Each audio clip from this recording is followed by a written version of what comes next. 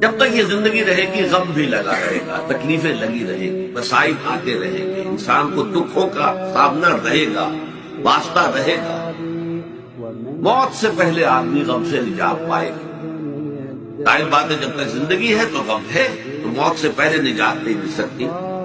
اگرچہ اس کے بعد کا اگلا مرحلہ جو ہے، جو حقیقت کو جاننے والے ہیں وہ تو جانتے ہیں کہ اس کے بعد تو غم کا اور بڑا کڑا مرحلہ آنے والا ہے۔ اب تو گھبرا کے یہ کہتے ہیں کہ مر جائیں گے، مر کے بھی چین نہ پایا تو کدھر جائیں گے۔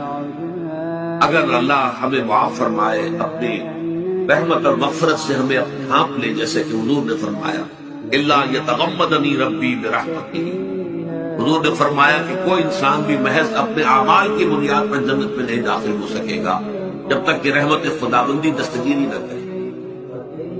کسی صحابی نے بڑی ہمت کی، بڑے جرأت کا معاملہ کیا، پوچھ لیا کیا حضور آپ بھی؟